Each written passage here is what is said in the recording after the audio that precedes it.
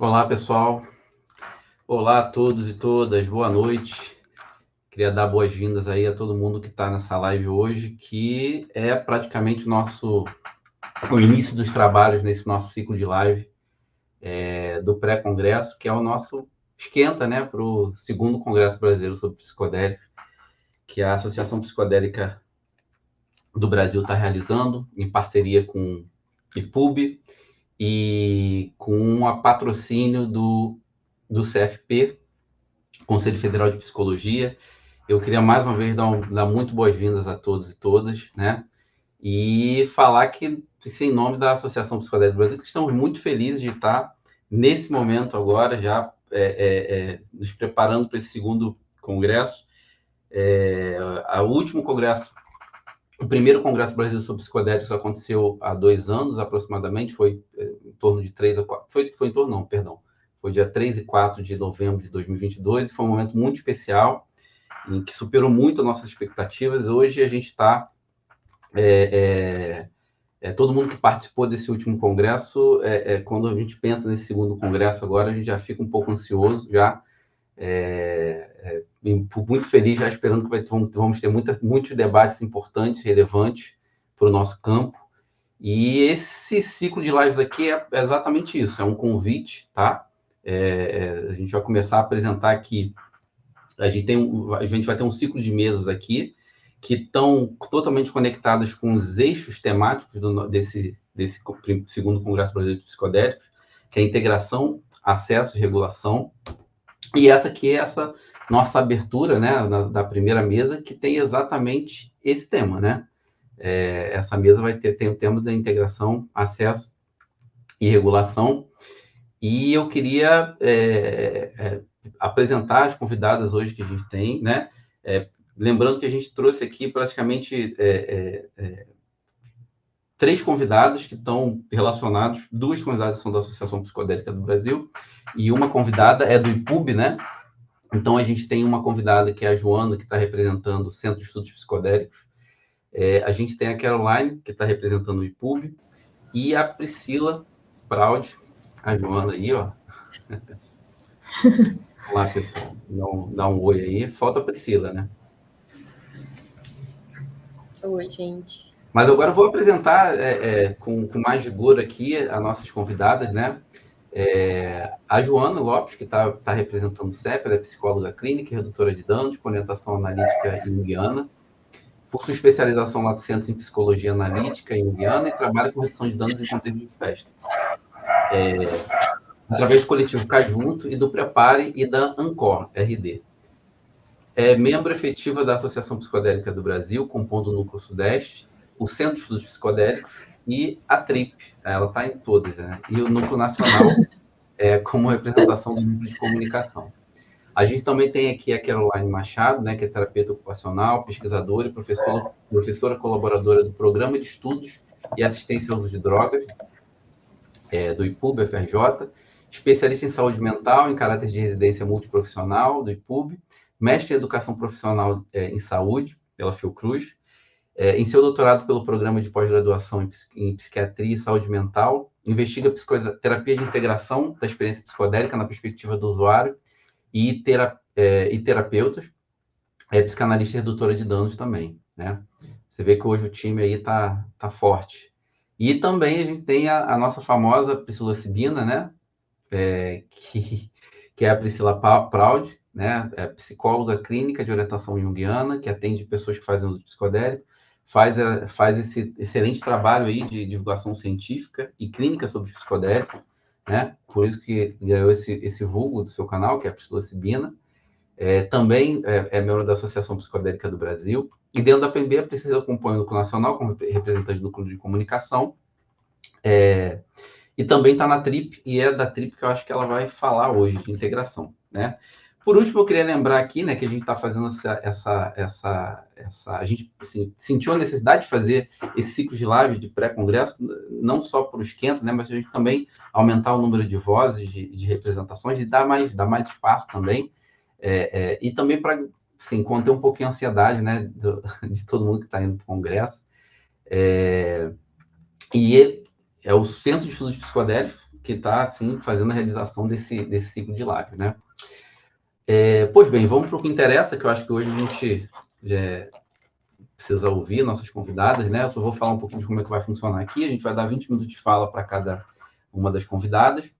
E depois a gente vai abrir para as perguntas. Eu queria lembrar o chat, todos que estiverem no chat, que as perguntas estão abertas aí o tempo todo. Quanto mais antecedência forem feitas as perguntas, já é melhor para a gente até se organizar aqui, tá?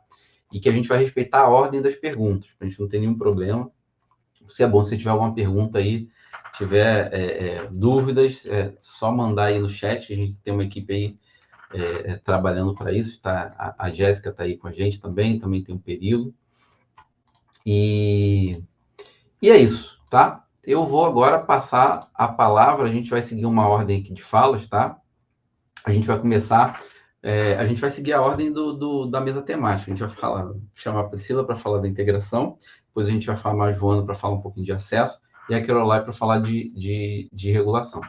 Então, eu vou sair do destaque aqui da live agora e vou passar a palavra para a nossa querida psilocibina Priscila Praud.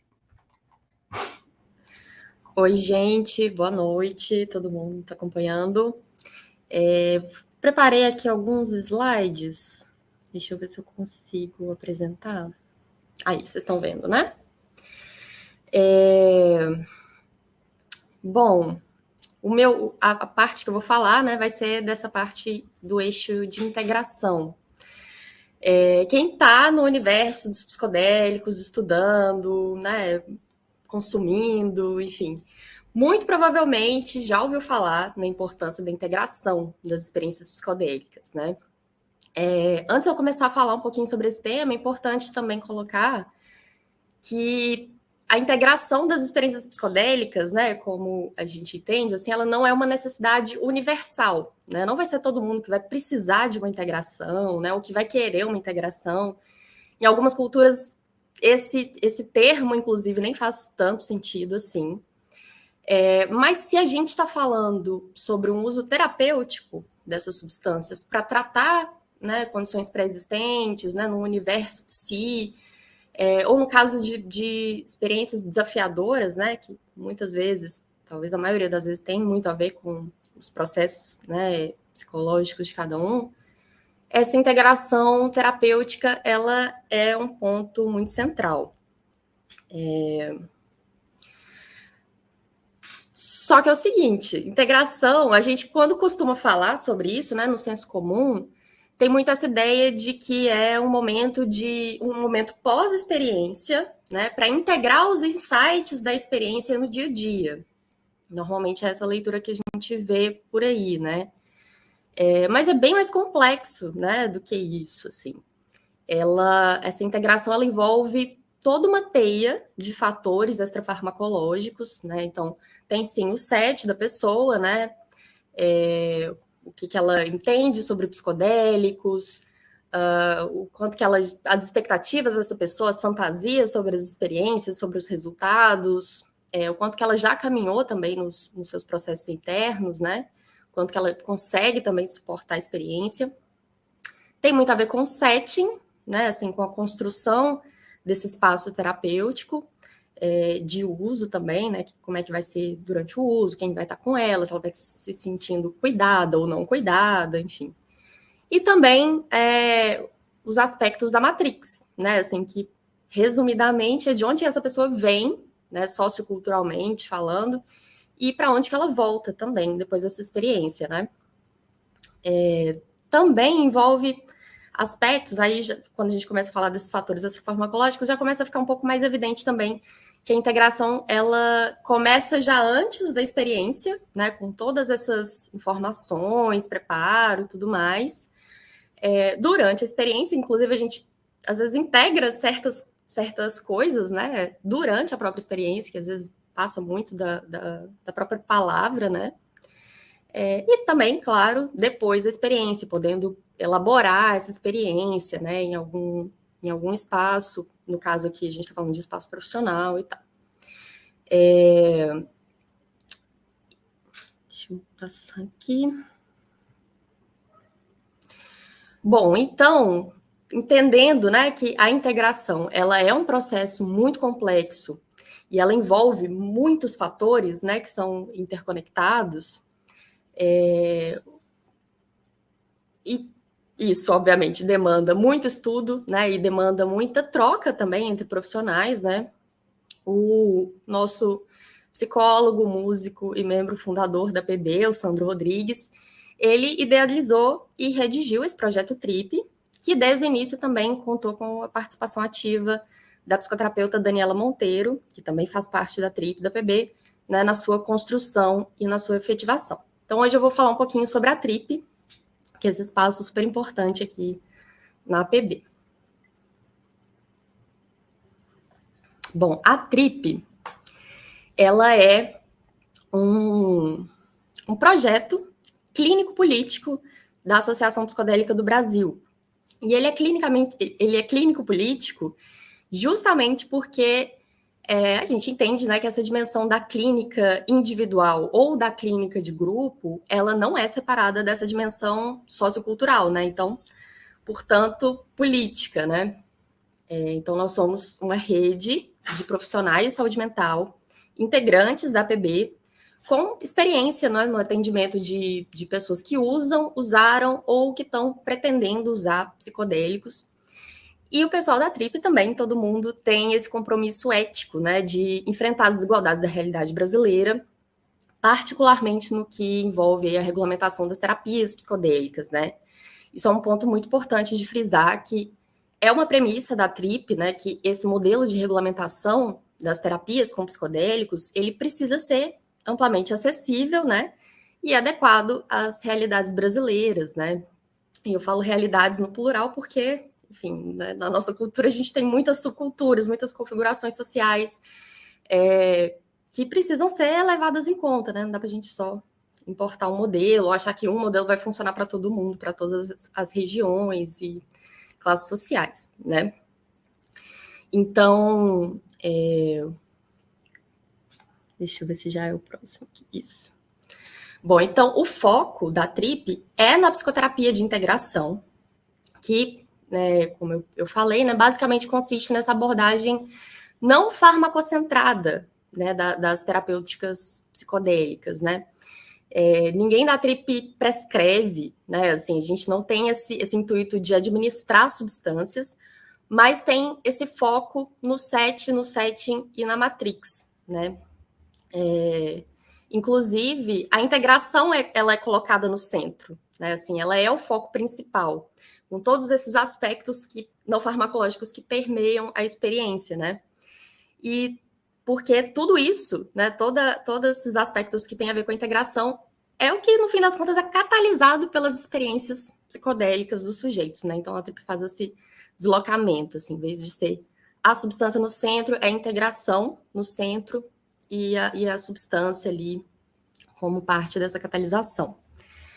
E justamente por compreender essa integração como um processo principal, a gente entende também que muitos desenhos de pesquisa são necessários, né? Assim, com a incorporação de metodologias de várias áreas do conhecimento, para além das áreas farmacológicas, né, ou de neurociências, que é o que a gente mais vê, que são extremamente importantes. A gente também não desvaloriza isso de forma alguma, mas a gente busca também colocar aí os conhecimentos, metodologias, abordagens das várias abordagens psicológicas, das ciências sociais, antropologia, ciências políticas, enfim.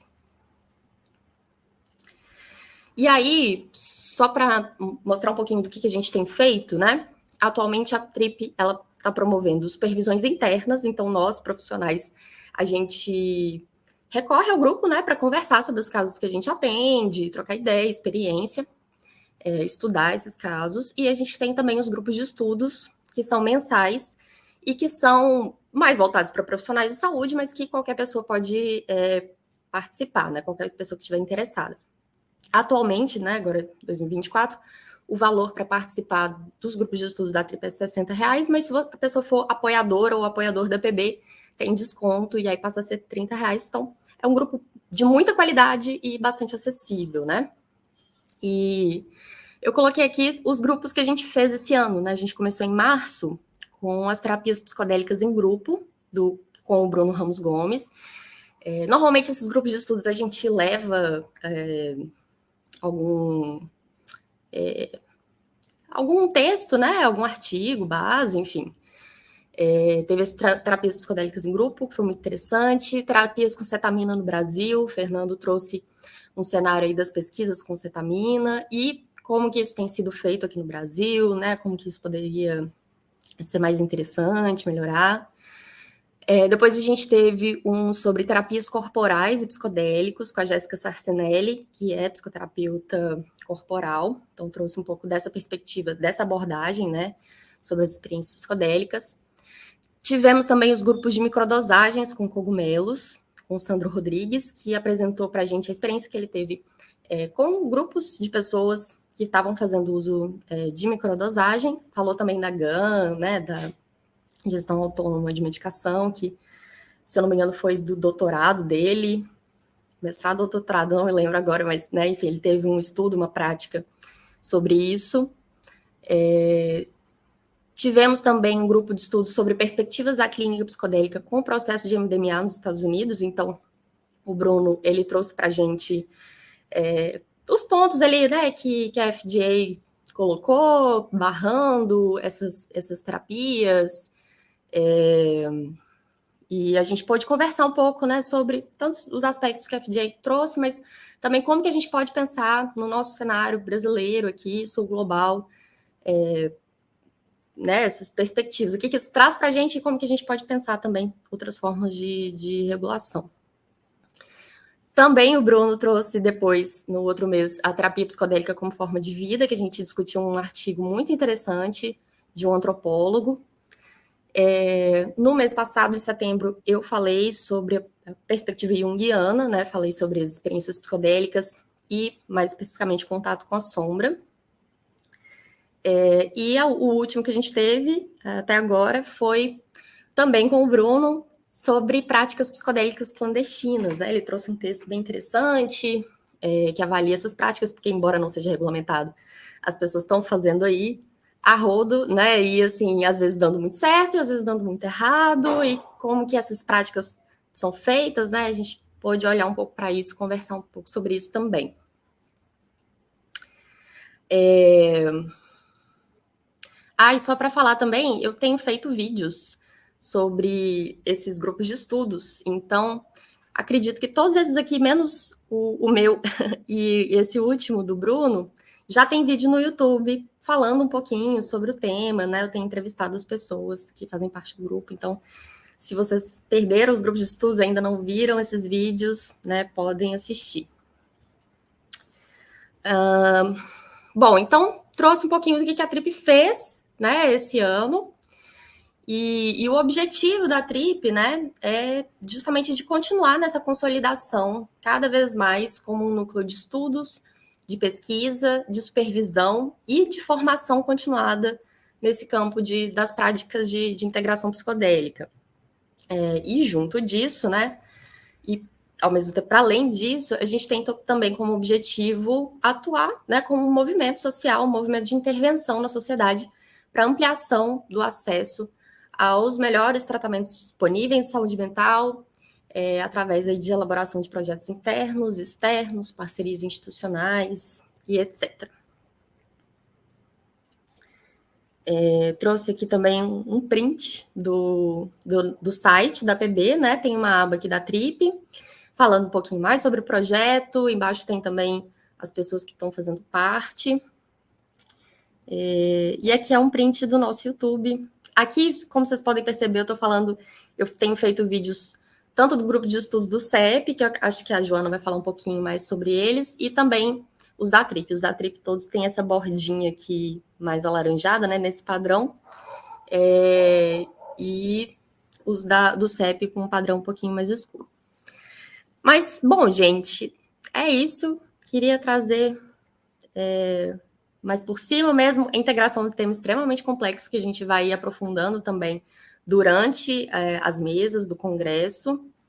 E é isso. Se tiver alguma dúvida aí, a gente conversa mais ao final.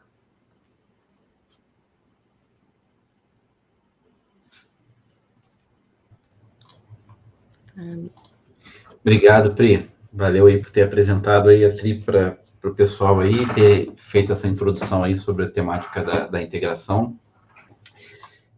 Agora a gente vai passar para a Joana, só vou ter que lembrar uma coisa que eu havia esquecido, né?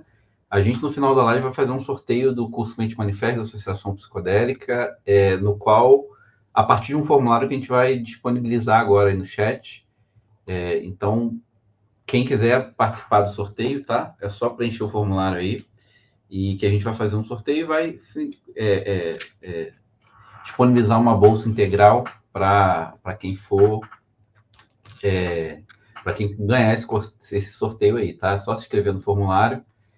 O link do curso está aí também, para quem quiser ver, entender um pouquinho.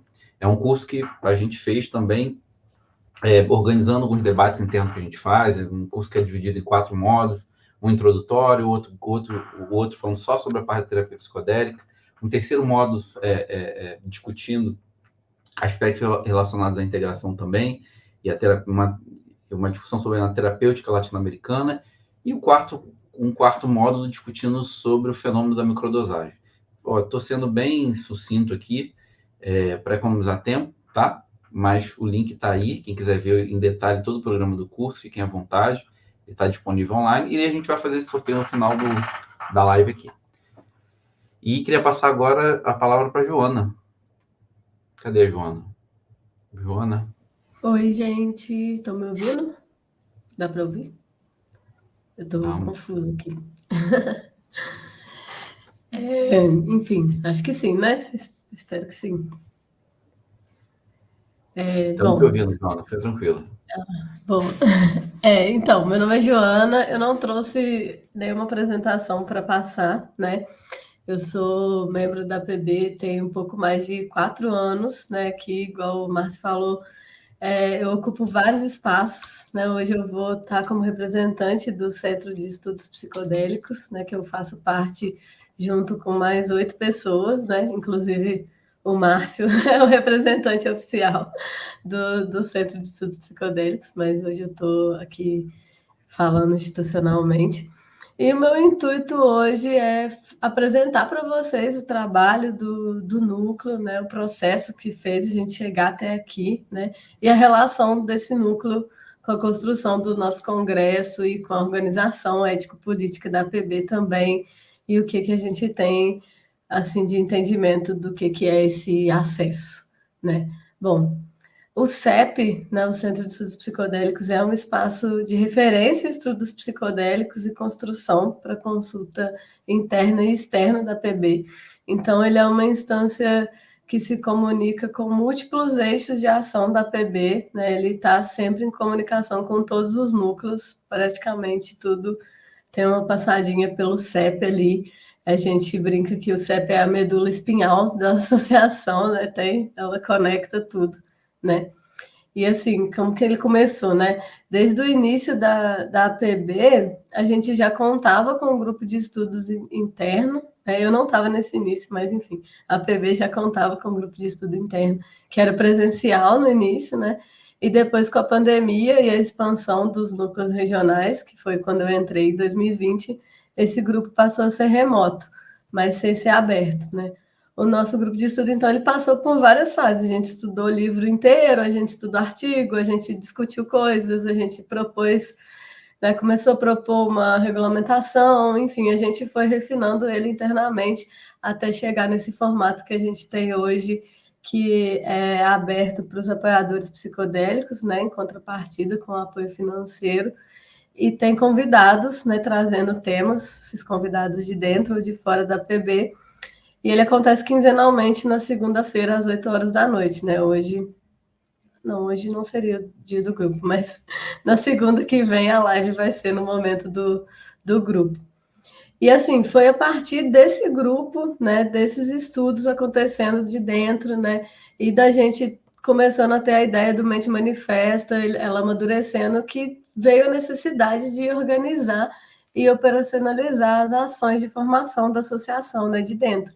Então, o CEP, ele já tinha uma ideia de organização, ele já tinha uma pasta dentro do Drive, e aí, a partir de todas essas demandas, ele tomou forma e ganhou corpo como um núcleo da PB, né, para organizar e refinar o nosso debate interno e possibilitar levar esse debate para vocês, né, seja com o grupo de estudo que a gente acabou abrindo, os apoiadores, seja com o curso, as lives abertas que a gente faz, né, geralmente no início e no final do ano, e agora também com o pré-congresso, e também com o apoio ao grupo de estudos da TRIP, né, que a Priscila acabou de falar na fala dela.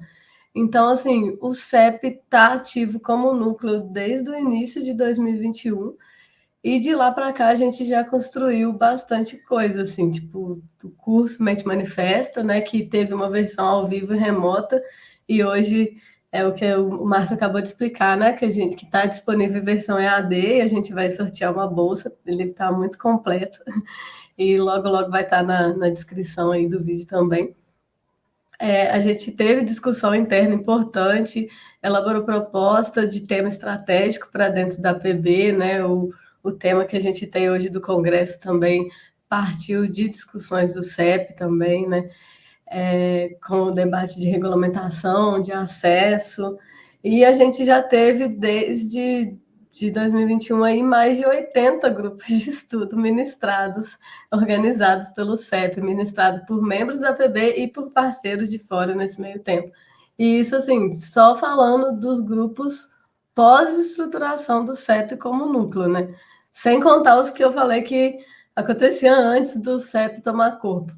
Então, assim, estou trazendo a trajetória do nosso núcleo como forma de ampliar mesmo o entendimento de por onde a gente caminhou, o quanto a gente construiu e estudou para chegar até a formação que a gente tem hoje de estrutura, de braço, de organização mesmo. Porque o objetivo do CEP sempre foi projetar para fora da PB os nossos debates e incidir na construção de política pública, na construção de política pública de alguma forma, assim, seja no movimento de pensar uma regulamentação, seja com os nossos membros ocupando os espaços políticos de formação, de cuidado, né, seja trazendo mesmo esse lugar, né, da TRIP, do momento ético-político, ou seja, incidindo da forma que for no campo da luta e do ativismo antiproibicionista.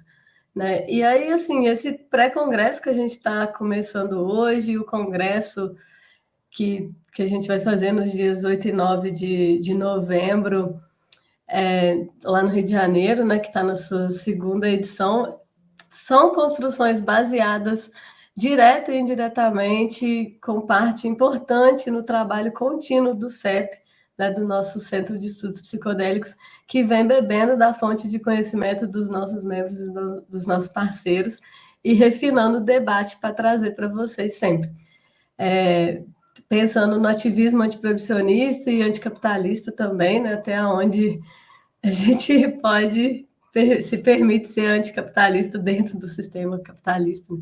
E, assim, é desse lugar do ativismo, do antiproibicionismo, que a gente está sempre pensando, debatendo, refletindo, interna e externamente, sobre as nuances da guerra às drogas e do que a gente chama de renascimento psicodélico ou revolução psicodélica, né? Que é desse lugar que a gente está falando, né? Que a gente está debatendo e que está convidando vocês a estar com a gente e a refletir com a gente sobre integração, sobre acesso e sobre regulação. Bom, então, assim, quem participa dos nossos espaços ou que já ouviu outros membros da PB falando por aí, já deve saber também, já deve estar careca de saber que a gente está sempre levantando essa bandeira, né, dos psicodélicos no SUS, de regulação justa, de reparação histórica, de acesso à informação, à saúde, aos direitos básicos que o proibicionismo tira da gente dia após dia e tira de uma parcela bem demarcada da sociedade, né?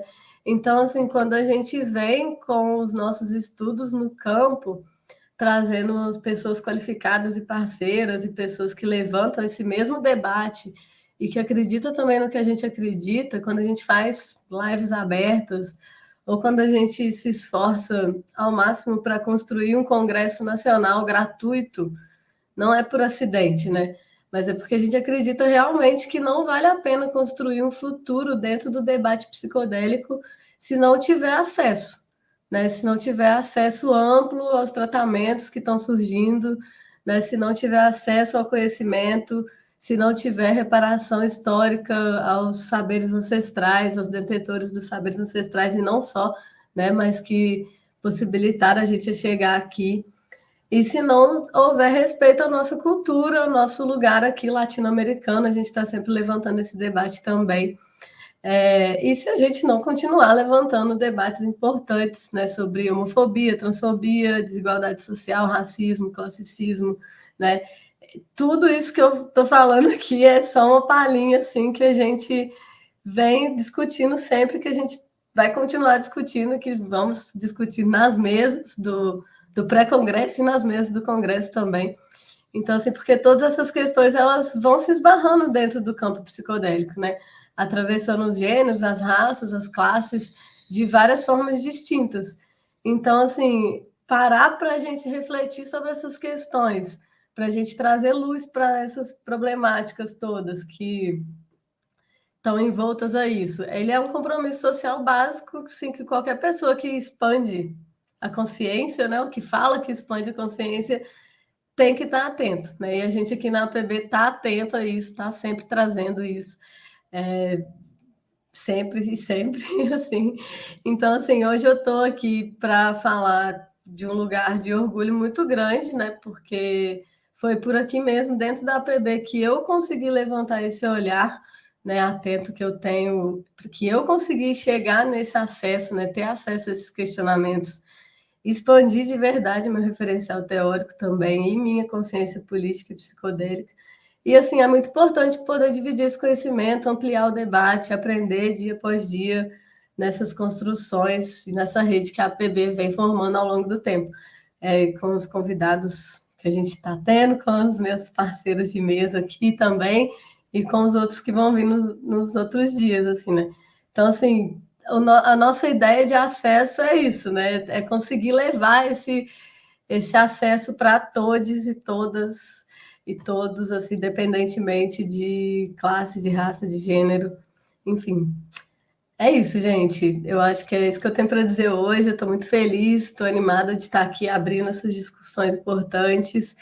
E, assim, né, é só uma palhinha do primeiro dia, enfim. E é isso. Vamos que vamos.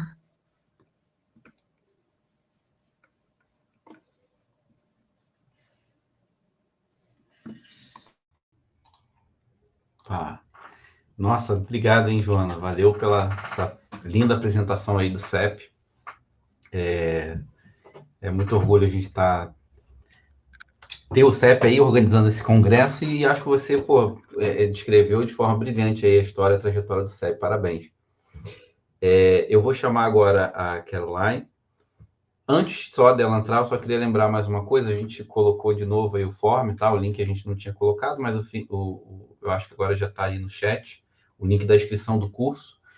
E eu esqueci de falar a coisa mais importante, né? Que talvez se fosse a Priscila Sibina aqui no meu lugar, ela já teria falado, ou qualquer youtuber já teria falado, que é o seguinte: por favor, se inscrevam no canal da PB, sentem o dedo aí no like, a gente precisa de gotas de like para poder fazer com que esses debates circulem mais, né, por meio do algoritmo, e é muito importante o like, tá, para a gente.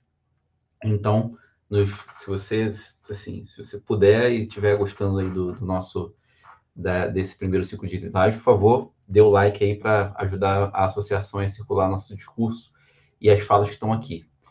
E agora acho que chegou a hora, né, da Caroline falar sobre do IPUB, falar sobre regulação. Cadê a Caroline? Pronto.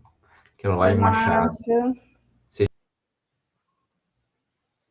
Olá, pessoal. Boa noite a todos, todas e todes.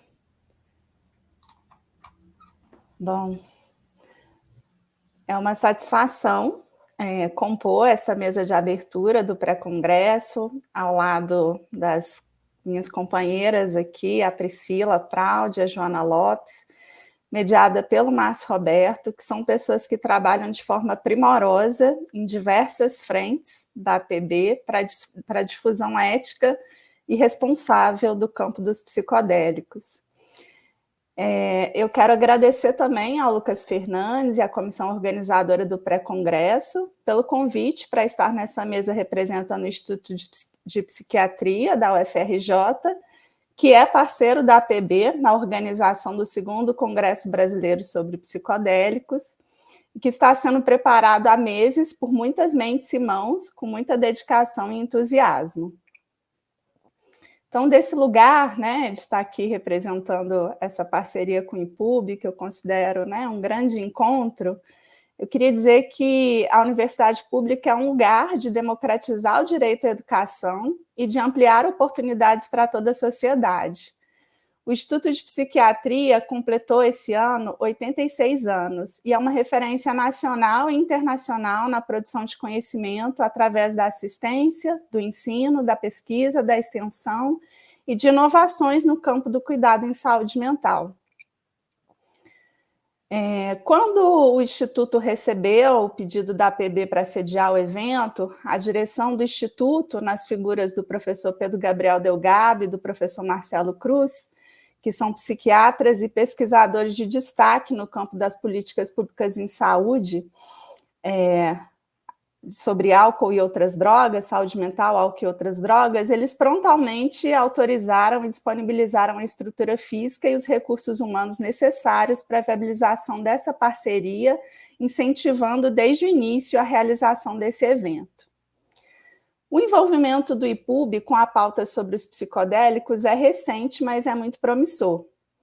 Atualmente, o Programa de Pós-Graduação em Psiquiatria e Saúde Mental, que é o PROPSAM, ele é composto por professores que desenvolvem e orientam pesquisas, entre eles, né, o professor Tiago Arruda Sanches, o professor Daniel Mograbi, o professor Marcelo Santos Cruz, que é meu orientador na pesquisa que realizo no doutorado sobre psicoterapias de integração psicodélica. Os psiquiatras Márcio Longo e Caroline Cornejo também desenvolvem suas pesquisas no PROPSAM.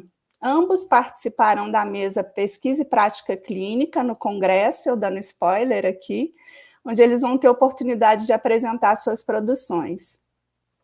A Caroline Cornejo também lidera o grupo de estudos sobre psicodélicos no IPUB, que é um espaço de trocas e aprendizado que tem atraído muitos interessados no tema, inclusive eu. E para o Congresso, o nosso grupo de estudos preparou uma atividade aberta com a temática Iboga e Ibogaína, uso contemporâneo de uma planta ancestral, que contará com a presença do Bruno Ramos Gomes como convidado para discutir essa que foi a temática da pesquisa do seu doutorado na Unicamp.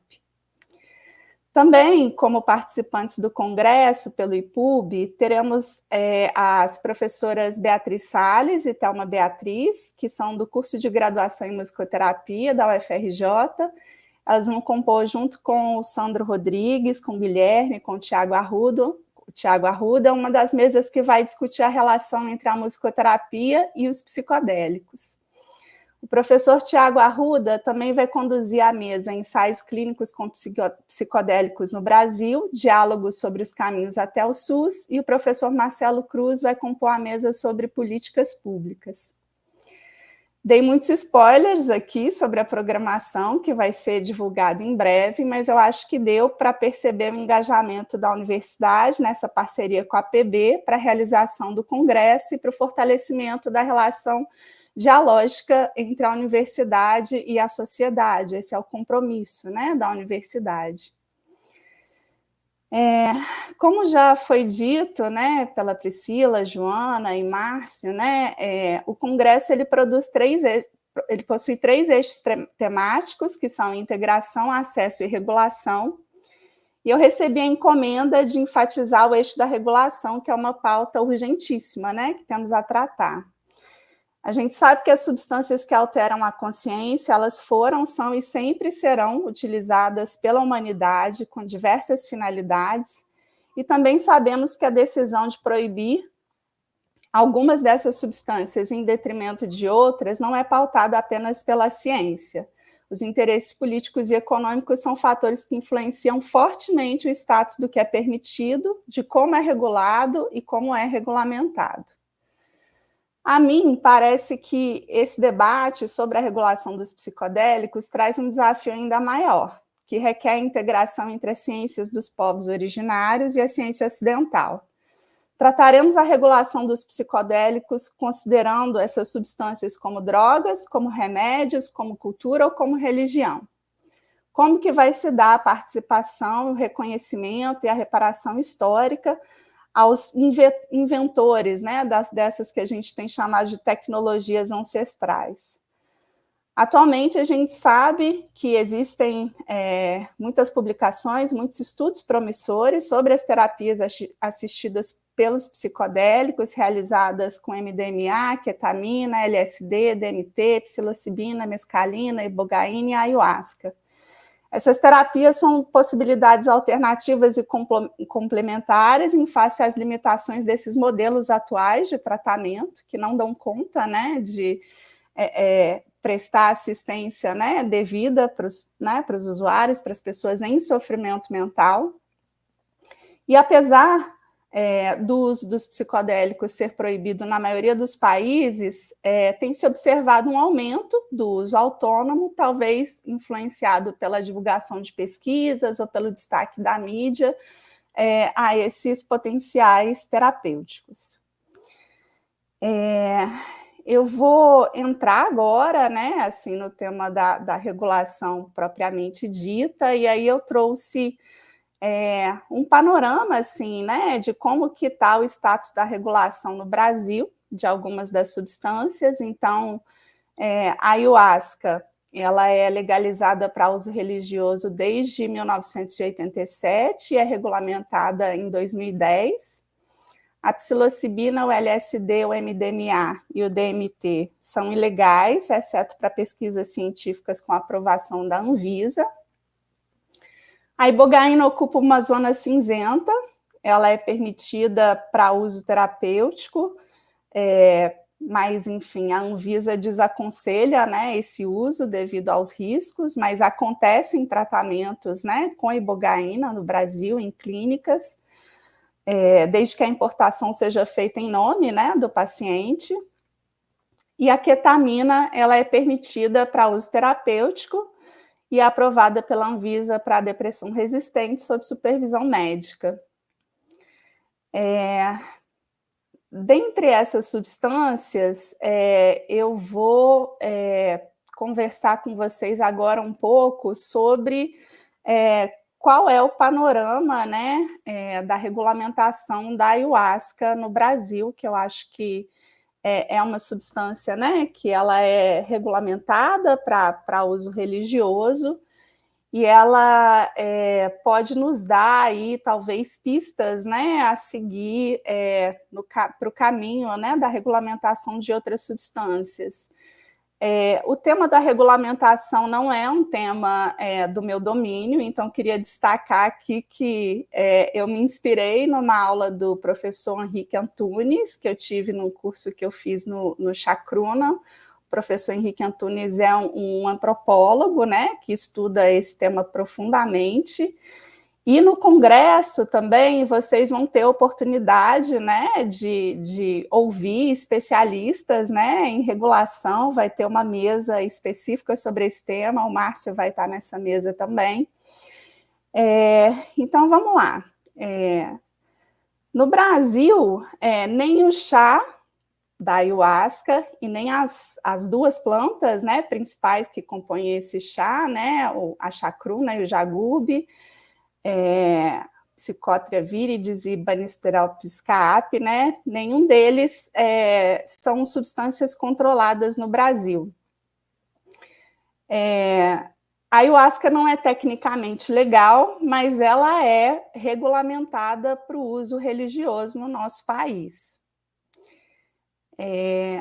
Nessa aula com o Henrique, ele apresentou uma timeline, né, sobre como é que a ayahuasca, né, veio fazendo esse caminho da regulamentação.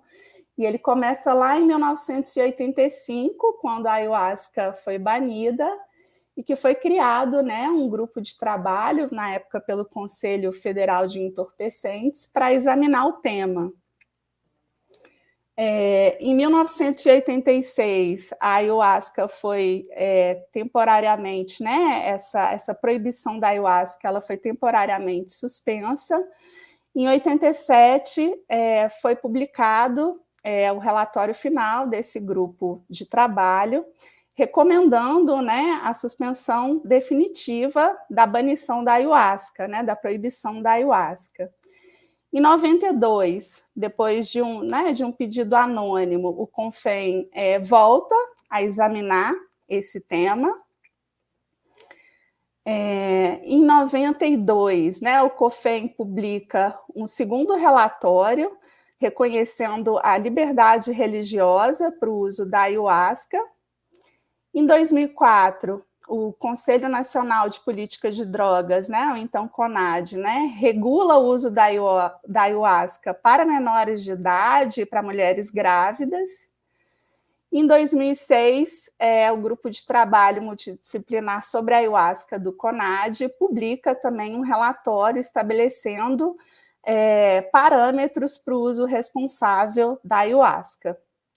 Em 2010, o CONAD publicou, né, um relatório com procedimentos e recomendações compatíveis, né, com o uso religioso, responsável e ético da ayahuasca. Então, eu trouxe aqui só uma pincelada sobre esse tema. Eu acho que no Congresso a gente vai ter a oportunidade de aprofundar, né, sobre o processo de regulamentação não só da ayahuasca, como de outras substâncias, tanto no Brasil quanto no mundo. Mas eu queria destacar que esse tema da regulação ele é diretamente, né, relacionado aos temas da integração e do acesso, que foram, né, muito bem explorados aqui pela Priscila e pela Joana, e eu acredito que precisamos integrar, né, essas três frentes de trabalho para poder avançar, e considero, né, a realização desse grande evento, desse segundo Congresso Brasileiro sobre Psicodélicos, na parceria entre a APB e o IPUB, como um grande encontro. Eu acho que teremos, né, espaços de encontros e de aprendizado e de trocas muito promissores. Estamos todos muito animados, né, para esse momento que já está chegando. Então é isso, pessoal. Agradeço. E acho que agora a gente vai para o debate, né?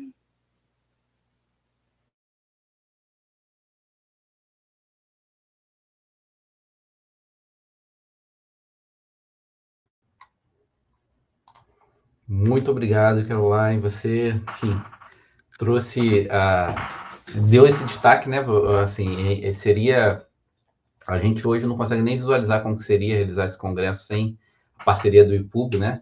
Inclusive, ao longo do caminho, a gente está tendo cada vez mais apoio do IPUB, e essa parceria está sendo muito, muito fundamental para a gente conseguir realizar essa tarefa do segundo congresso. Pessoal, vamos abrir aqui para as perguntas. Acho que pode chamar todo mundo aí, a Joana e a Priscila. Isso, pronto, para ficar todo mundo aqui. Vamos começar com as perguntas, tá? Fiquem à vontade de fazer pergunta, tá? No chat.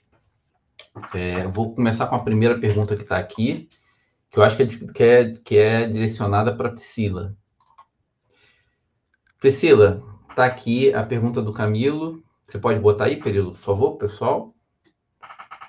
Sobre psilocibina. Hoje se tem melhores resultados com microdoses ou macrodoses? Abraço, parabéns pelo trabalho de todos.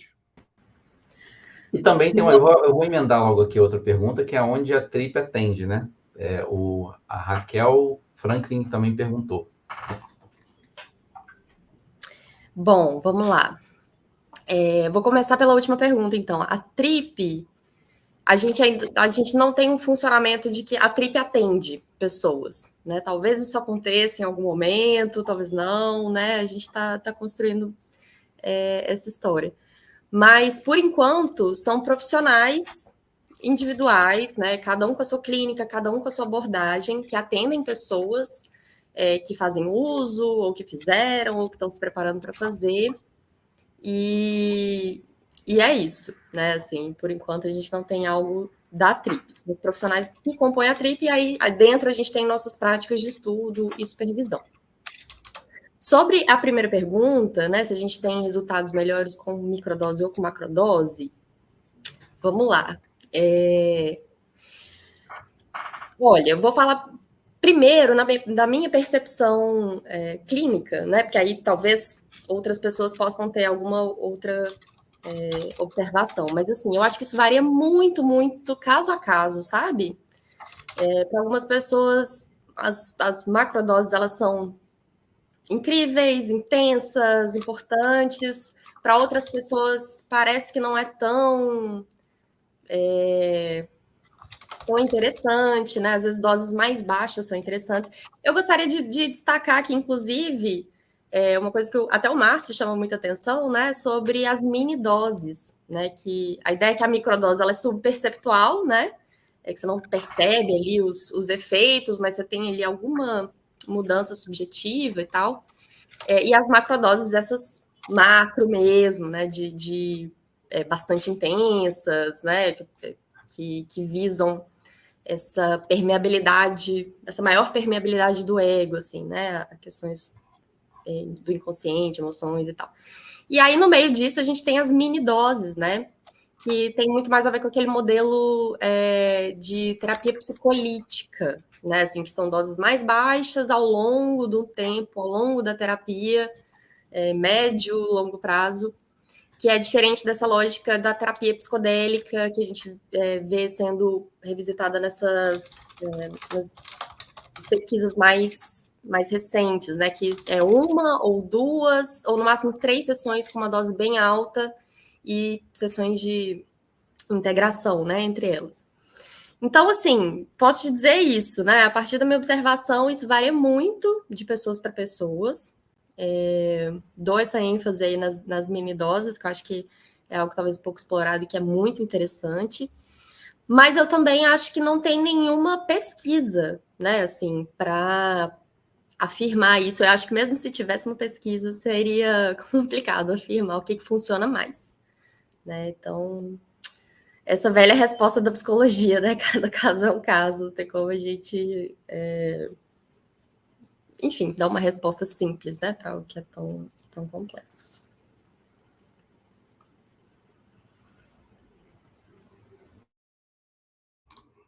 Opa! Tem mais aqui uma pergunta da Bruna Rafaela, que é a seguinte: a descriminalização do porte da maconha foi um passo importante com relação à regulamentação dos psicodélicos? Então, fica aí a pergunta para vocês, né? Qual é esse vínculo aí da descriminalização do porte da maconha com os psicodélicos? Talvez a Keron queira falar, porque tem a ver com relação, mas fiquem à vontade. Oi. Sim, posso falar sobre.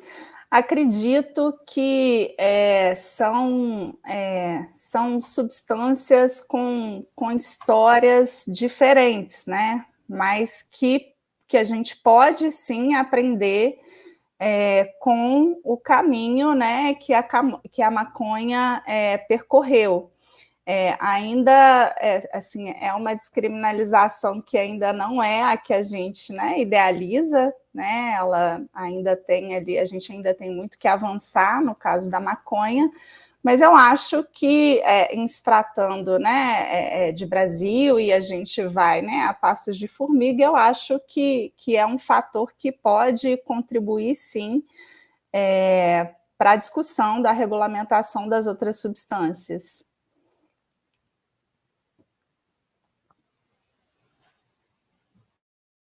Só complementar aqui uma coisa, né, que a gente pode aprender também o que não fazer, né, com como vem sendo. Aí, não, no caso, não exatamente da descriminalização do porte, acho que isso é muito interessante. Não sou dessa área, sei lá, do direito aí, né, então não tenho uma opinião tão profunda sobre isso. Mas em relação à regulamentação do uso terapêutico da maconha, também tem muito da gente aprender sobre o que não fazer, né? Que tem a ver, enfim, com... por exemplo, toda uma dificuldade das associações, né, de cultivo aqui para poder se estabelecer, ter incentivos, né, assim, para fazer seu trabalho, fazer bem, com estrutura. Foi priorizado, né, muita coisa da importação das substâncias. Então, é sempre uma briga, assim, para fazer essa regulamentação e o acesso ser, de fato, acessível, né, assim, para todo mundo. Mas, assim, acho que todo passo ele é importante, né? É isso.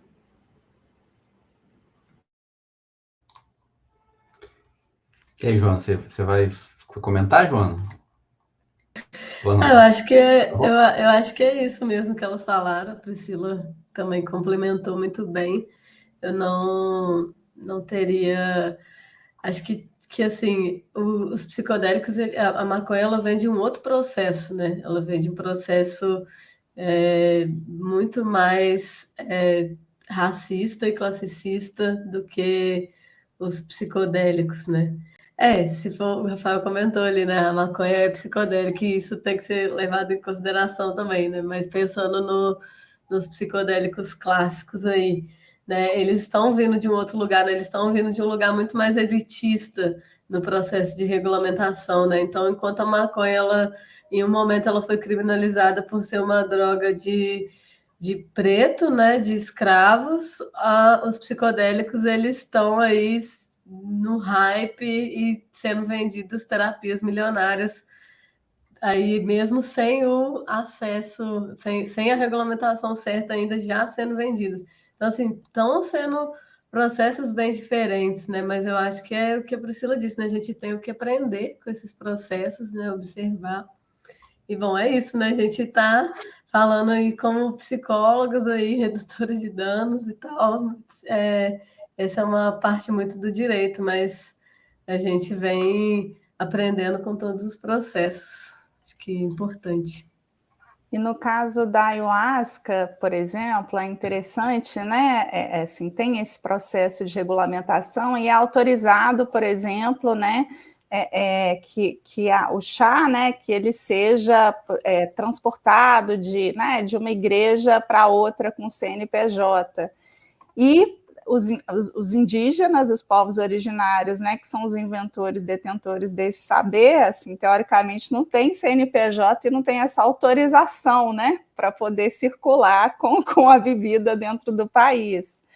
E aí até um dia, acho que foi até num grupo de estudos do CEP, né, rolou essa discussão, e surgiu a pergunta assim, mas será que os povos indígenas querem entrar também, fazer parte desse tipo de regulamentação? Será que eles querem ter um CNPJ? Né? Que tipo de discussão que a gente vai ter sobre esse aspecto? Né? Então, acho que isso que Priscila destacou e Joana, né, são substâncias com histórias diferentes, né?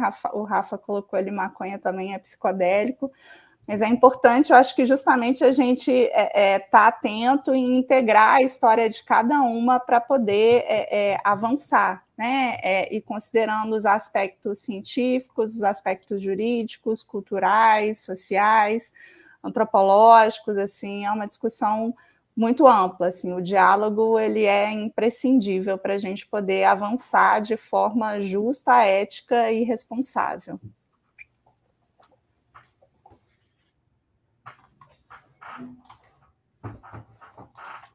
Opa, muito bom. Vou passar aqui, então, para a próxima pergunta. Só um minutinho, gente, dá uma travada aqui. Pergunta do Ivan Renault. Quais são as formas possíveis de acesso seguro ao uso terapêutico de psicodélicos no Brasil hoje em dia?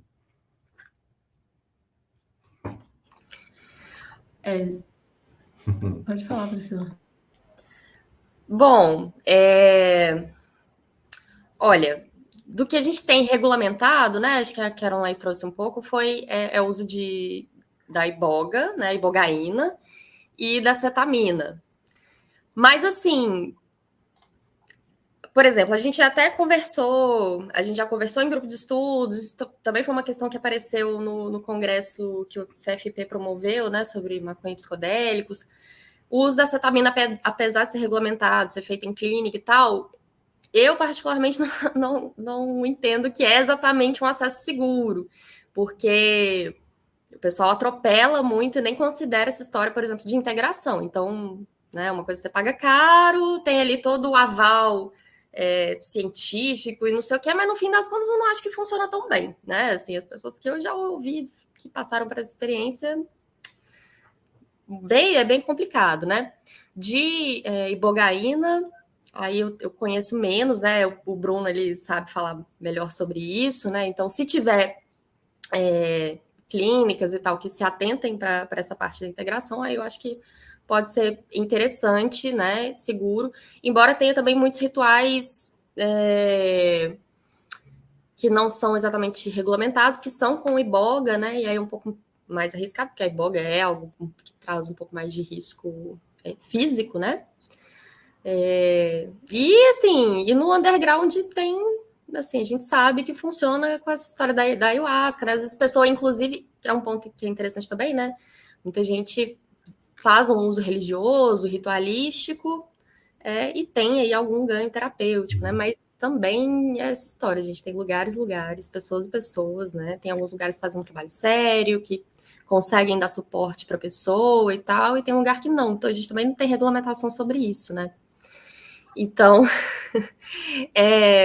acho que é o máximo que dá para responder, né, dessa pergunta. Não sei se o pessoal quiser complementar aí.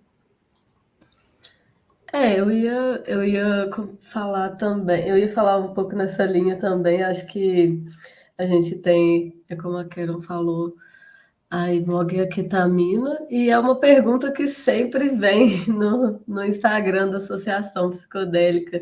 A galera quer a terapia com psicodélicos, né? Tipo assim, é uma coisa que a gente vem estudando, que a gente vem fomentando debate, que a gente vem trazendo luz para isso, mas é muito no campo dos estudos ainda, né?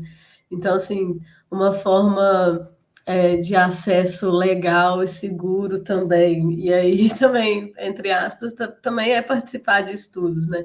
A gente lá na PB volta e meia tá divulgando no Instagram algum estudo que está acontecendo, alguma coisa assim, e né, tudo com bastante protocolo, mas acho que é esse debate do acesso mesmo que a gente vem levantando aqui e quer levantar ao longo do Congresso, do pré-Congresso, do Congresso também, que é sobre, tipo assim, como que vai ser isso, né? Como que vai ser levantado esse uso terapêutico, né? Que formas vai ser construída, né? A gente vai ser na linha da ketamina, da cetamina, né?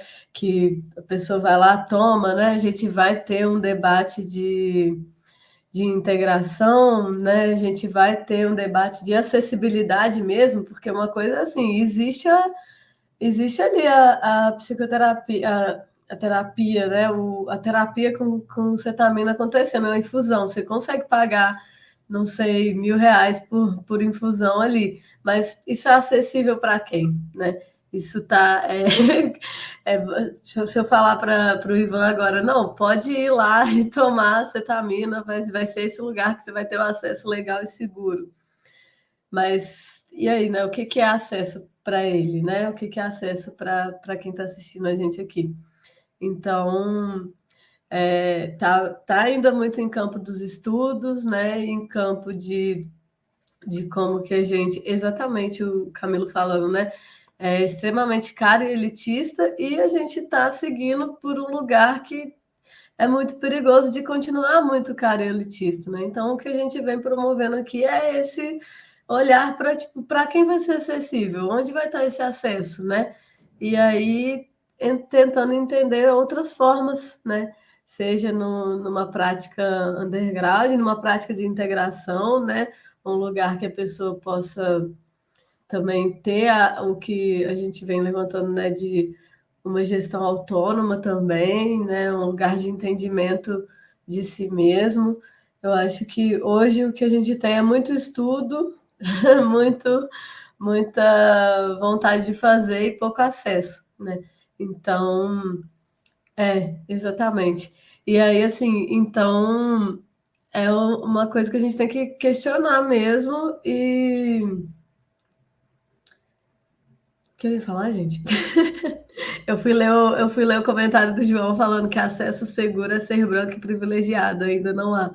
E é meio que isso, assim, a gente está com muito pouco acesso, muito complicado isso, e tentando levar mais essa discussão para que esse acesso seja mais amplo, né? Que a gente consiga chegar num lugar em que as terapias cheguem de verdade para todos. Muito bom. Caroline, quer comentar também? Bom, assim, só complementar, assim, eu acho que assim, o exemplo da ketamina, assim, é interessante porque ele está ali respaldado, né, pelo ambiente hospitalar, um ambiente médico, né, e a Priscila colocou muito bem, ele nem sempre isso é seguro, né. Ela, né, mencionou alguns espaços que não consideram aspectos da integração, enfim, né, o processo na sua completude. E quando a gente vai tratar, por exemplo, né, da ayahuasca ou da iboga, ou dos cogumelos, né, da psilocibina, que tem aí um histórico de uso, né, ritualístico e religioso também, assim, e que acontecem, né, cerimônias e rituais no underground, assim, a gente sabe que as pessoas, independente de ser regulamentado ou não, assim, as pessoas estão acessando esses espaços. E esses espaços nem sempre são cuidadosos o suficiente, né, para reduzir os riscos e os danos associados que muitas vezes podem acontecer, né? A pessoa pode fazer o uso de psicodélico, né, num lugar que não oferece os cuidados, né, adequados, e isso trazer um grande estrago, né, grandes consequências para a vida do sujeito, assim. Então, acho que mais, né, isso só reforça a importância, né, de discutir a questão da regulação. No caso da ayahuasca, as igrejas, né, o Santo Daime, o DV, a Barquinha, ali tem, né, esse arcabouço religioso que dão ali um contorno, mas a gente tem visto a proliferação de, né, no meu Instagram aparece, né, dezenas por dia de anúncios de rituais de ayahuasca em locais, né, diversos e alguns, né, duvidosos, assim. Então, acho que isso só reforça a urgência sobre essa discussão e quem é que, né, como é que vai ser feita essa regulação, incluindo o acesso, né, a todos, e não um acesso elitizado, como é feito hoje, né, pela ketamina e pela ibogaína, né, o acesso seguro no ambiente hospitalar e médico. Tem uma coisa também, agora que eu empolguei para falar, gente, mas é porque o Fernando colocou ali no comentário, e eu estou de olho nos comentários aqui, e que é muito importante que ele falou, né, que a acetamina poderia ser bem barata também, né, que a gente tem o problema do preço da acetamina nasal, mas que a gente tem potencial para regulação mais benéfica. E é isso, assim, tipo, é um projeto todas essas terapias serem tão caras, né? Elas não precisam ser assim. A gente tem como fazer as coisas serem acessíveis, as coisas chegarem para todo mundo.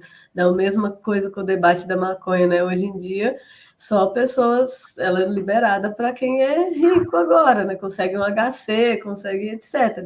Mas per si, assim, em si é barato, né? Dá para fazer. A gente só tem que não perder o olho disso, né? Não deixar acontecendo, vai ser caro, é isso e aquilo, mas não é só essa possibilidade que tem, né? Enfim, muitas questões. Muito bom. Muito bom, gente. É o tal do capitalismo, né? A gente tem que botar na mesa. O mediador não pode falar muito, mas vou dar só um pitaquinho aqui. Vamos para a segunda pergunta. Ou segunda, para a próxima. Já está avançando bastante. Vamos lá, Thaís. A Thaís está perguntando aí, existe alguma linha de psicologia terapêutica que não recomenda associar a psicoterapia de integração? Achei essa pergunta muito interessante, inclusive. Estou doido para ouvir vocês, e principalmente a Pri. Essa pergunta é muito boa, assim. Olha, a princípio, eu acho que não, assim. Cada abordagem psicológica, desde que seja séria, bem fundamentada, né, assim, com seus princípios e leituras, etc., tem suas ferramentas, né? Cada uma vai, talvez, integrar de alguma forma, usar a sua própria perspectiva, né? Mas eu acho que todas elas têm o seu potencial, né, assim, para integração. E entendendo também que o vínculo é o mais importante, né? Tanto na própria terapia, mesmo sem psicodélico nenhum, e com psicodélico, né, assim, o vínculo, ele também continua sendo o mais importante, né? Então, um bom vínculo terapêutico, uma boa escuta, né, uma boa condução do processo, cada um na sua perspectiva, é o que a Trip faz, né? Ali a gente tem várias abordagens diferentes, né? Pessoas com várias abordagens diferentes. Eu acho que é possível, sim. E acho também que a gente pode aprender, né? Assim, por mais que eu tenha, por exemplo, eu atendo pela abordagem junguiana, né? Isso não impede que eu aprenda também com a psicoterapia corporal, ou com a transpessoal, ou com a comportamental, né? Então, eu acho que é menos sobre a abordagem e mais sobre a relação e a leitura e o repertório de cada linha terapêutica, né?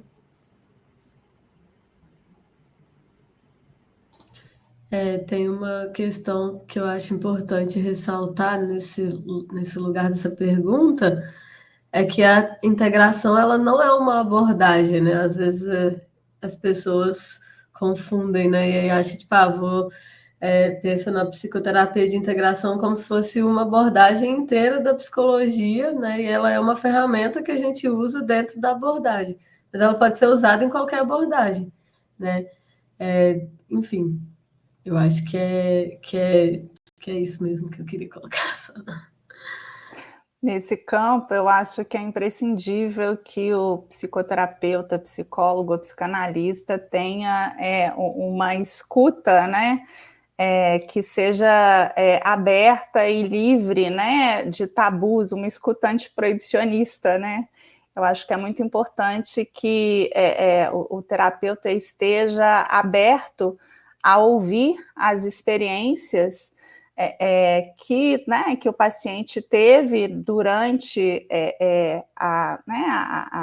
o contato ali com o psicodélico. É muito importante que o psicoterapeuta ele esteja aberto a ouvir e integrar esses relatos e essas vivências e essa experiência ao processo terapêutico, porque é muito comum, né, as pessoas levarem isso, né, para os consultórios e os terapeutas que não têm essa escuta, essa delicadeza na escuta, né, entenderem que a pessoa estava ali, né, tomou uma droga e estava viajando e agora quer trazer isso, né, para a terapia, assim. Eu acho que é muito importante esse lugar da escuta, né, atenta e respeitosa, né, sobre a experiência psicodélica, né, entender mesmo, uma vez que o paciente decide levar essa experiência, né, para o processo terapêutico, que o terapeuta possa incorporar isso como parte, né, do tratamento, dar devida atenção.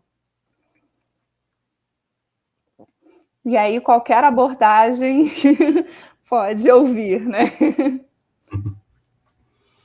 Realmente, tem que ter... sem escuta não dá, ainda mais na clínica.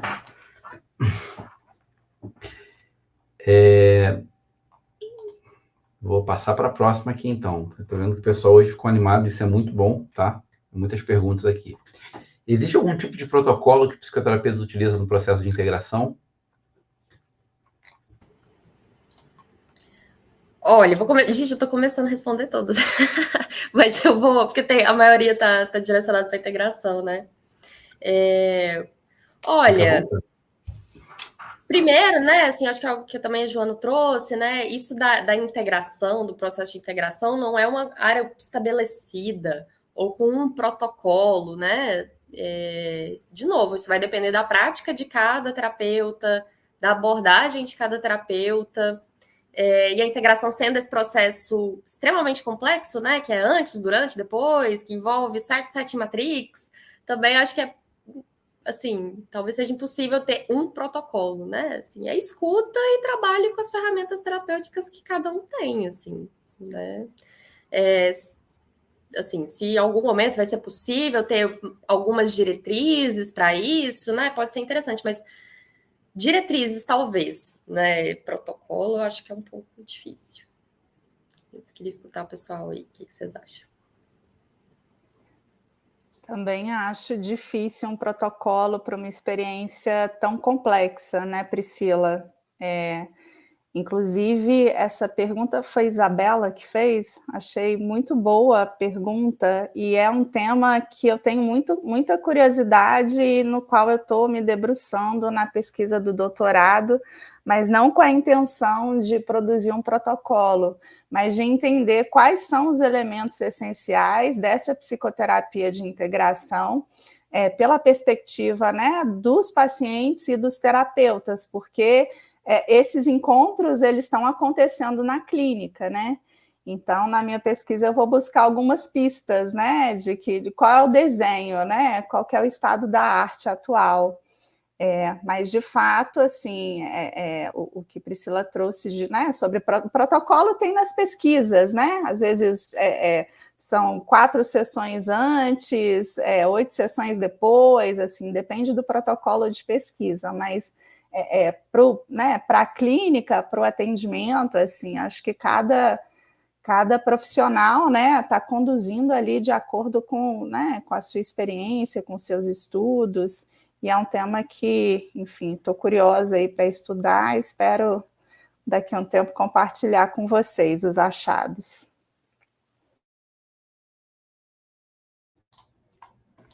A gente vai... As meninas colocaram muito bem, né? Eu fiquei pensando isso, né? Quando a gente vai fazer um desenho de um estudo, existe o protocolo, né? Tem todas as sessões ali. Na prática, isso sai completamente, né? A Karen falou, eu fiquei pensando na minha experiência pessoal, assim, que eu estou trabalhando, integrando até hoje a minha primeira experiência de ayahuasca. Tem 3 anos que eu consagro ayahuasca regularmente, direto, e a minha primeira experiência está reverberando até agora. Então, assim, os protocolos de estudos não valeriam nada, assim, né? Tipo, eu acho que é bem aquele lugar que a Priscila estava falando na outra pergunta, cada caso é um caso, e a gente vai aprendendo ali na prática clínica com os conteúdos que o paciente vai trazendo. Mas o CFP vai trazer diretrizes para a gente logo menos, eu acho, hein? Espero. Todos esperamos, né? Mas também depende dos psicólogos ocuparem lá o CFP, mas enfim. E quero participar dessa defesa aí, hein, o Caroline. Bora, só faltam 3 anos e meio agora. Começando. Tem mais uma aqui, vamos lá para a próxima agora. O Oliveira, o Juan, ele fez uma pergunta que acabou de ser respondida, né? Que é a discussão sobre o protocolo. Vou pular essa aqui. Agora do Rafael. Pensando no nível da subjetividade trazida à tona durante a PAP, né? Que significa psicoterapia aliada ao psicodélico. Acreditam que seja possível manter uma qualidade do processo terapêutico no caso das terapias grupais? E pensando isso no SUS e possibilidades, né? A gente discute muito a psicoterapia no nível individual, da clínica individual e tal. E aí, como é que fica isso em psicoterapia de grupo? Olha, eu acho que não só é possível, como essas terapias de grupo, elas têm potenciais que às vezes a terapia individual não tem, né? No primeiro grupo de estudos da TRIP, se eu não me engano, né, foi sobre isso, inclusive, né? Foi sobre psicoterapias psicodélicas em grupo, né? Então, o grupo, ele traz, assim, alguém falando, né, sobre a sua experiência, a gente consegue aprender, né? Outras pessoas podem te acolher, tem uma dimensão de socializar as experiências, né, assim, tanto as experiências psicodélicas quanto as experiências dos próprios sofrimentos, né, assim, das estratégias de cada um para lidar. Então, eu acho que não só é possível, como é desejável, assim, que a gente aprofunde mais nessas ferramentas que as terapias de grupo têm, né? Então, claro que a terapia individual é extremamente importante, mas acho que a terapia de grupo também pode complementar muito bem, ou ser a base, né? Se a gente for pensar em SUS, em acesso, eu acho que é uma excelente alternativa, assim. E aqui no Brasil a gente já tem práticas que não são práticas exatamente terapêuticas, assim, embora possam ser, mas não são da psicologia ou da psiquiatria, né? Dessas áreas, mas os usos, né, tradicionais, assim, de ayahuasca, né, que é o que a gente tem mais, são em grupo, né? Os usos tradicionais de boga, enfim, são em grupo, né? Então, o grupo tem uma potência incrível, né? E acho que é super possível. E pode ter muita qualidade. E muitos desses lugares, né, Priscila, oferecem, né, dentro ali do pacote, né, dos serviços, assim, além das próprias igrejas, né, do Santo Daime, da UDV, assim, espaços de integração coletiva, né, em grupo, que são extremamente importantes, né, para o compartilhamento da experiência, que não tem ali, né, a proposta, a nomeação de serem, né, terapêuticos, mas que podem sim ter efeitos terapêuticos, e acho que é muito importante a gente pensar e destacar isso, especialmente quando a gente pensa em promover o acesso dos psicodélicos no SUS, né, assim, eu acho que os espaços grupais, eles vão ser, além de, né, terem uma indicação clínica, né, muito interessante, eu acho que pode ser também uma estratégia muito interessante para a entrada, né, dessas psicoterapias de integração no SUS.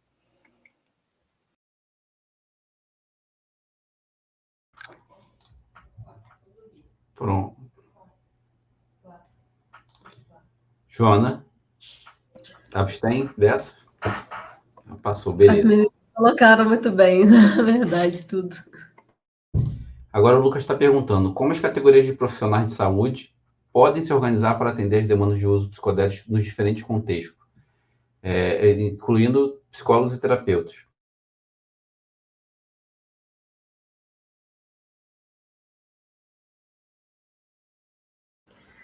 Olha, nesse caso, né, que é super amplo, assim, eu acho que eu destacaria a escuta, né, assim, porque é isso, na clínica chega a gente que faz uso em vários contextos, né, a gente faz uso em festa, gente que faz uso sozinho, gente faz uso em grupo, ritualístico, religioso, tem gente que faz esses, né, no hospital e tal, e tem experiência, então, assim, né, no ponto de clínico, é isso, né, tem muita escuta. Como que as categorias profissionais podem se organizar? Aí eu acho que é promovendo esse tipo de espaço, né? Como o CFP corajosamente fez, né? Esse congresso sobre maconha, psicodélicos, lá a gente pôde conversar e pôde pensar em temas para o CFP também se debruçar e fazer diretrizes, né? Então a gente estava lá como APB também, influenciando nesse debate, né?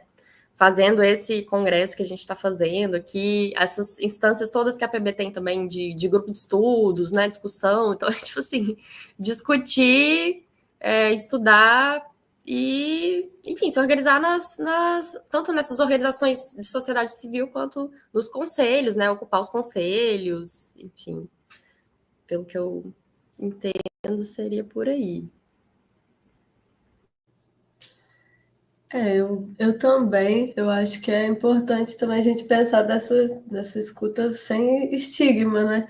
E pensar que o uso social e o uso terapêutico, eles vão se, como fala? Eles vão se esbarrar em vários contextos, né? Talvez, eu trabalho com redução de danos em contexto de eventos, então a gente faz acolhimento de pessoa em crise por causa de substância, mas não só, e o que a gente vê é isso, né? Muitas vezes a pessoa tendo ali uma experiência psicodélica muito profunda num contexto que não era para ser, né? Estava querendo só curtir, quando pensa que não, sai com a indicação de fazer uma integração, de ir no psicólogo, ou não também, às vezes a gente consegue entender e manejar aquilo ali dentro do contexto, né, de um outro contexto. Então, acho que é pensar de não estigmatizar o sujeito por causa da escolha do uso, né, seja psicodélico ou seja uma outra substância também, né, pensar que o uso da droga ou do psicodélico, que também é uma droga, do que for, ele não é um uso problemático por si só, né? E ele não chega, você não chega ali simplesmente, vou fazer dessa forma e fim, né? Você tem todo um contexto, né? Tem toda uma matrix ali em volta, né? Tem todo um lugar de onde você veio e até uma construção social complexa até você chegar naquele uso, seja ele terapêutico, seja ele em outro contexto. Então, se você só estigmatizar ou só deixar o sujeito o uso pelo uso, né, centralizar na substância e na pessoa, você esquece tudo que chegou ali em volta para ela estar ali, né? E aí o cuidado ele fica pobre mesmo, assim, no sentido de com muito pouca ferramenta para poder lidar com aquilo que tá chegando. Então, acho que a gente pode se preparar pensando em dar um passo para trás, né? Em pensar em não estigmatizar, em não trazer, em olhar o sujeito na sua integralidade ali, né? Acho que dessa forma a gente pode chegar num lugar assim de entendimento da pessoa que está ali na sua frente pedindo cuidado, né?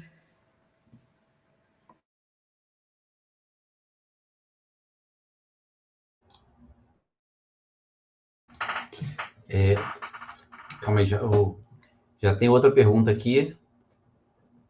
Caroline, você não vai comentar, não? Não, pode passar, as Tá meninas bom, foi tudo bem. contemplada. Pode passar. Perfeito. Então vamos lá para a segunda pergunta. Na verdade, eu acho que essa pergunta aqui está no contexto da outra pergunta que a Thais fez, e ela acho que colocou depois, ficou na fila aqui, quando ela estava discutindo se havia alguma corrente que não indica a integração, né? E aí ela colocou, acho que um contraponto aí ao que estava sendo colocado. Se a abordagem de psicoterapia não levar em consideração estruturas como o inconsciente, o terapeuta consegue aplicar essa prática? Eu não sei se vocês vão... Eu não entendi muito bem essa pergunta, mas espero que vocês tenham conseguido entender. Sim, acho que eu entendi sim, Thaís. Esse é um excelente ponto, assim. Bom, vamos lá.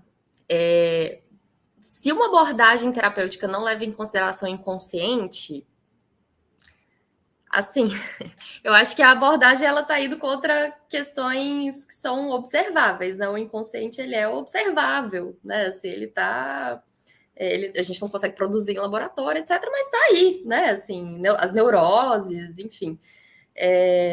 Então, se uma abordagem não leva em consideração o inconsciente, eu questiono, inclusive, se é possível trabalhar terapeuticamente, né?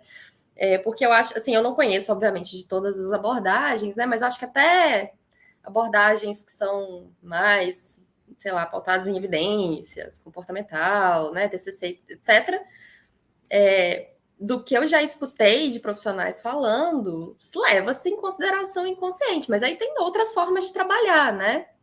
Agora, se o profissional não considera de jeito nenhum, acho que inconsciente não existe, eu acho que a pessoa tá desconsiderando uma evidência, e isso vai ficar muito claro no trabalho com o psicodélico, porque o inconsciente, ele grita, né, assim, ele vem e abre a tampa mesmo, e as coisas vão vindo. Então, assim, eu acho que é isso, né, acho que se tiver alguma abordagem de psicologia que acha que o inconsciente não existe, aí não dá para tratar nem com psicodélico, nem sem. Assim, essa é a minha opinião. Priscila, além desse aspecto, né, acho que é muito difícil, né, uma relação, um processo terapêutico se dar desconsiderando o inconsciente, Eu acho que quando a gente pensa, né, na psicoterapia de integração da experiência psicodélica, tem um outro aspecto que é muito importante também, que os terapeutas estejam atentos, né, que é o aspecto da espiritualidade. Muitas vezes é acessado, né, pelos pacientes nas experiências místicas e que muitas vezes a gente desconsidera na clínica, né, a gente deixa assim meio de escanteio, mas que as experiências com os psicodélicos vêm nos convocar, né, a estarmos atentos também a essa dimensão do sujeito, a espiritualidade faz parte, né, então queria acrescentar aí esse elemento.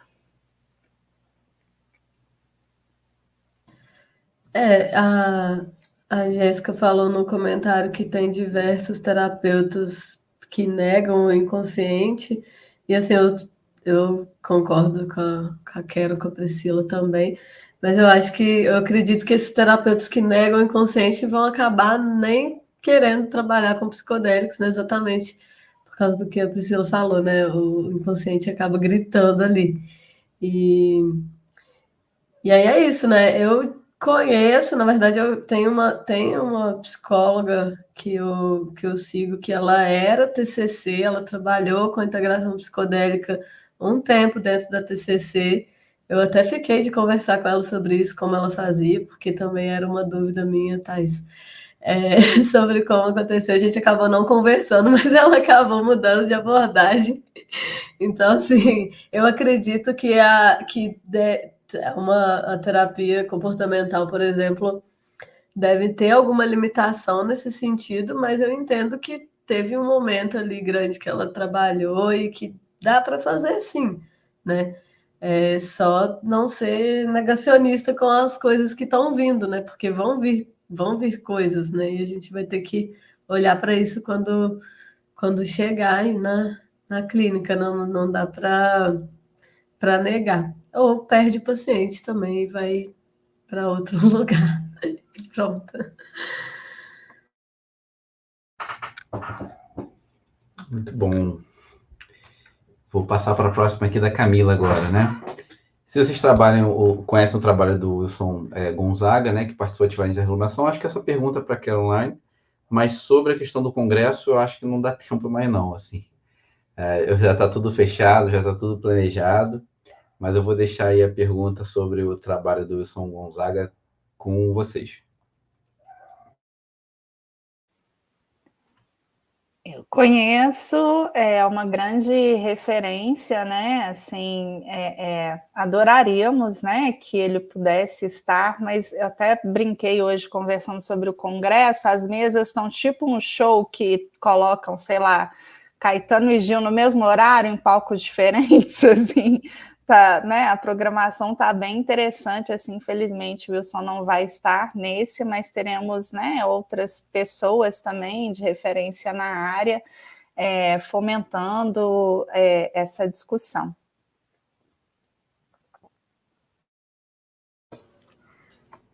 Olha, gente, eu particularmente conheço um pouco, tenho grandes questões. Não vou aprofundar aqui, mas eu tenho grandes questões em relação ao trabalho dele. Então, como o Márcio falou, né, o nosso congresso ele está bem fechado. Na verdade, a gente já esticou tudo que a gente pôde de programação, né? A Karen que está lá no IPUB sabe que a gente está, tipo, tem como mais meia horinha, tanto que eu acho que ele termina às 8 da noite no sábado, né? A gente vai, tipo assim, vai ser bem extenso, porque a gente encaixou tudo que a gente conseguiu, mas enfim, é isso, gente. Vocês não perdem por esperar, a programação logo vai estar no site. Tô bem animada. E acho que é bem interessante, né? A Priscila comentou que tem questões e assim, eu não conheço, né, com profundidade o trabalho, mas acho que o Congresso é um espaço, né, para a gente dialogar justamente, né, desses lugares diferentes. Assim, eu acho que é um espaço, né, que esse debate ele vai ser feito ali de uma forma ética, respeitosa, né, independente de quem tiver, assim, Mas é um nome de referência na área, né, Priscila? Isso a gente não pode negar. Questões, enfim, vamos ter, né? Não tem como. Mas o congresso tá bem interessante, assim, eu acho que, né, todo mundo vai gostar quando sair a programação. Bom, é isso. Vamos lá. O objetivo aqui, inclusive, é esse, é soltar essa vontade de estar lá nos debates. Mais a pergunta do Lucas, né? Qual a opinião da psicoterapia aliada aos psicodélicos envolvendo pessoas que apresentam sintomas psicóticos? E aí, dá para trabalhar ou não? Ou é inviável totalmente?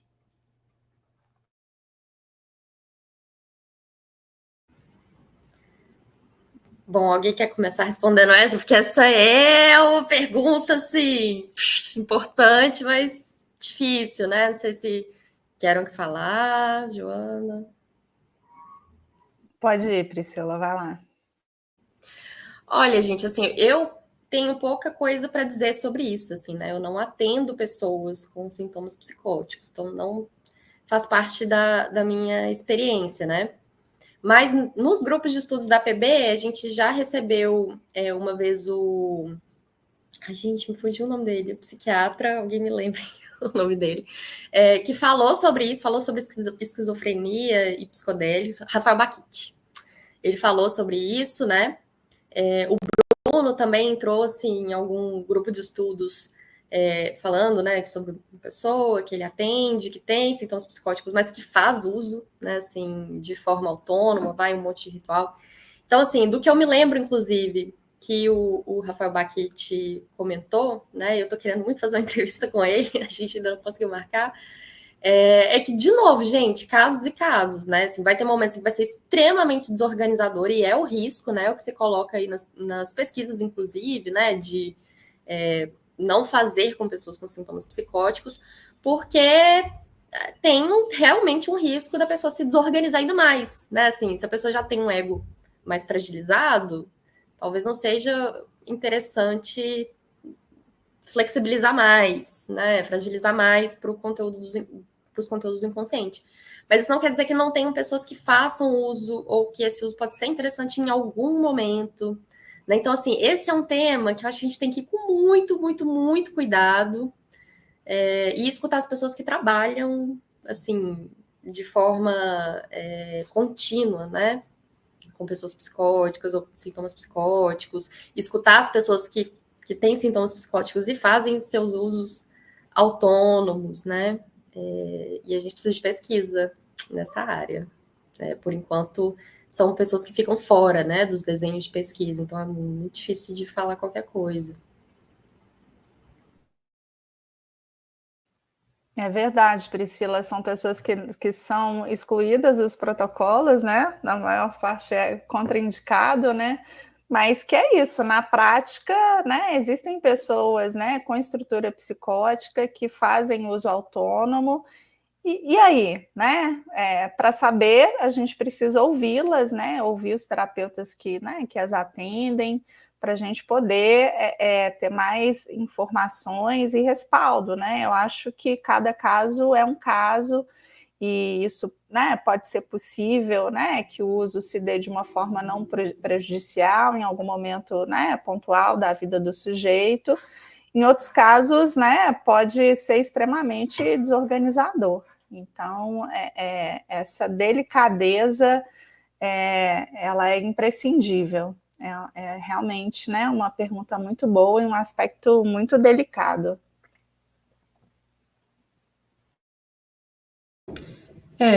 Os meninos falaram bem, mas é isso que a gente sabe é que o psicodélico ele é bem mais forte para quem tem sintomas psicóticos, né? Então, se você está assistindo essa live, não se sinta à vontade de ficar experimentando autonomamente, vá com cuidado, porque pode desorganizar bastante. Então, o máximo de cuidado, né? Se entender, se conhecer, conhecer seu corpo, conhecer o que você está usando, principalmente, né? Tá sempre se cuidando, porque é isso, a galera simplesmente tira das pesquisas, né? Isso pode ter prejuízos grandes a nível de conhecimento para a gente, mas é um cuidado que, por algum motivo, chegou ali, né? Dessa forma. Então, é isso. Espero que em algum momento a gente tenha mais respostas para essa pergunta. É isso, né? E isso leva um debate também sobre os ensaios clínicos, né? Que tem um corte muito grande, enfim, tem um amplo espectro, não sei se amplo, né? Mas ainda tem um espectro de grupos que talvez ainda não estão, a gente ainda não consegue aprofundar os efeitos psicodélicos. Gente, eu acho que tem, ó, surgiu mais uma última pergunta, não, fechou, né? Fecharam as perguntas? Acabou. Então, acho que a gente já pode caminhar aqui para o encerramento.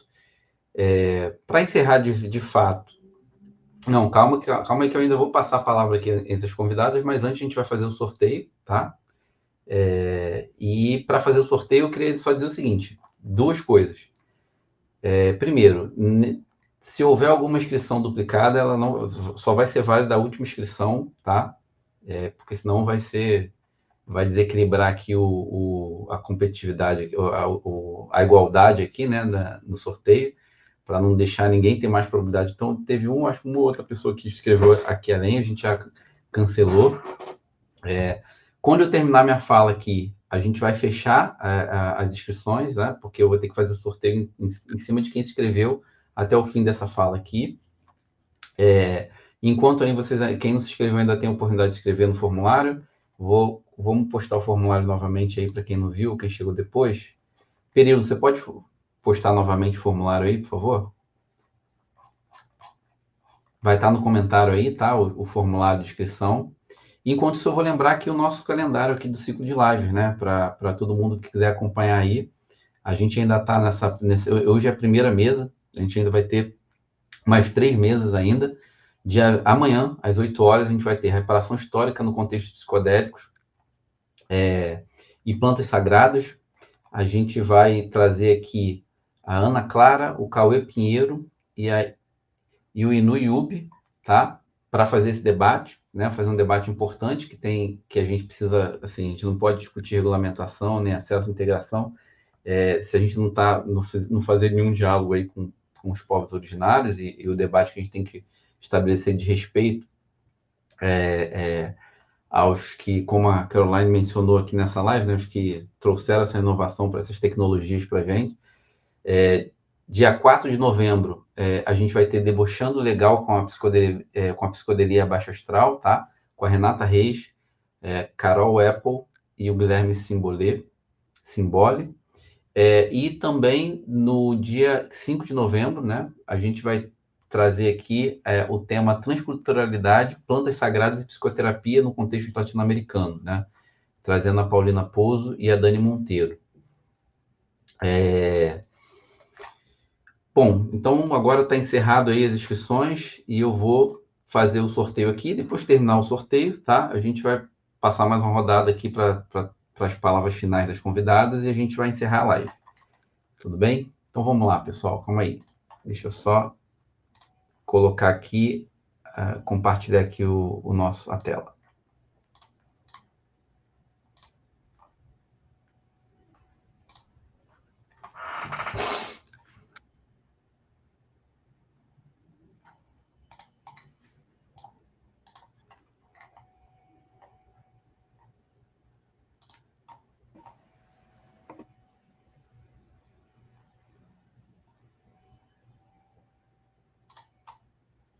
A gente manifesta.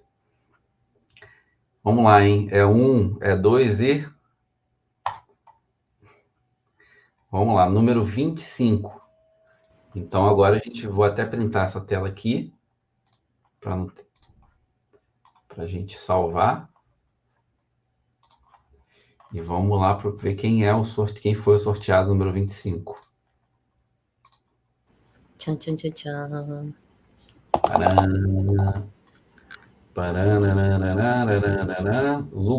Lúcia Rabini. A gente vai entrar em contato aqui, tá? E mandar o cupom de desconto. que é um desconto, assim, que é a bolsa, na verdade, né? E, pô, muito prazer aí que você vai ter acesso a esse curso. Espero que você goste bastante, que navegue aí aprenda bastante aí nessa jornada sobre os psicodélicos que a gente preparou, né? E é isso, gente. Vamos aí para as rodadas finais, né? Vou deixar os convidados aí se despedirem de vocês, para a gente fazer o encerramento e já se preparar para amanhã. Bom, é isso, gente. Agradeço muito aqui o espaço, né, para falar um pouquinho de integração, um pouquinho da TRIP. Estou extremamente empolgada para esse congresso. A gente já veio nesse ritmo aí do congresso do CFP, agora o nosso segundo congresso brasileiro sobre psicodélicos, então estou bem animada. E é isso aí. Convido de novo todo mundo para participar aqui do canal da Associação Psicodélica do Brasil também, se inscrever, ver os nossos vídeos, né? Tá por dentro aí dos grupos de estudos. E é isso, gente. Valeu demais. Gente, muito obrigada também. Agradeço o espaço.